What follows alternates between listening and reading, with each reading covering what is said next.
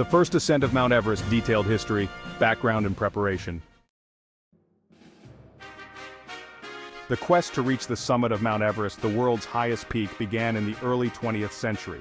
Several expeditions attempted the climb, but the harsh conditions, extreme altitude and treacherous terrain thwarted all efforts. The British, in particular, were determined to claim this prize, and numerous expeditions were launched throughout the 1920s and 30s. The most famous early attempt was in 1924 by George Mallory and Andrew Irvine, who disappeared near the summit, leaving the mystery of whether they had reached the top unresolved. By the 1950s, improvements in equipment, clothing, and knowledge of high-altitude climbing had advanced significantly. The British organized another major expedition for 1953, led by Colonel John Hunt, who meticulously planned the climb with a large team of climbers, Sherpas, and support staff. The 1953 British Expedition.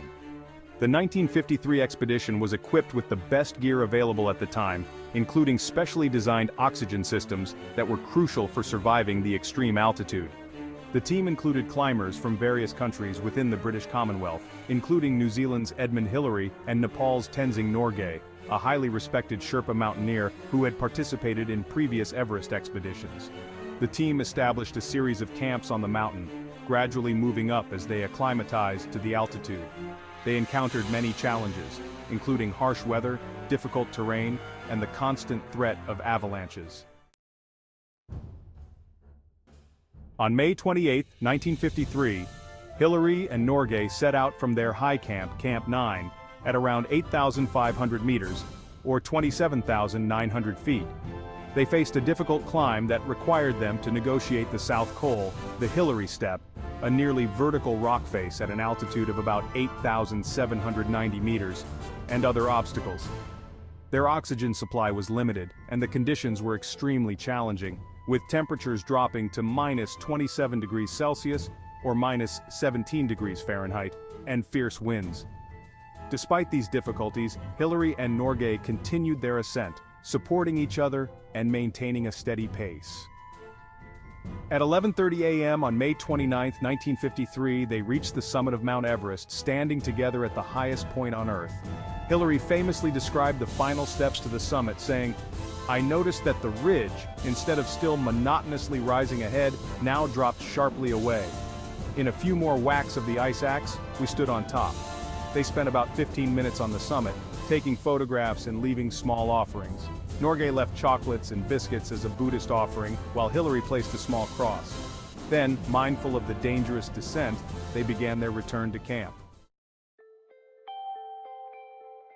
The news of their successful ascent reached the world on June 2, 1953, coinciding with the coronation of Queen Elizabeth II.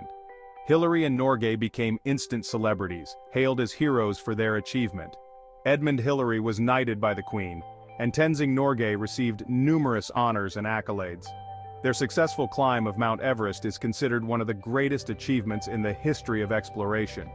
It opened the door for many others to attempt the climb, leading to Everest becoming a symbol of human endurance and the quest for adventure.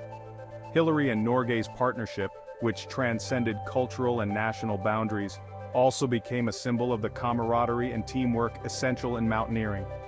Sir Edmund Hillary went on to dedicate much of his life to philanthropy, particularly in Nepal, where he helped build schools, hospitals, and other infrastructure through his Himalayan Trust. Tenzing Norgay continued to guide climbers, and was instrumental in the development of the Sherpa community in mountaineering. Both men left an enduring legacy in the world of adventure and exploration.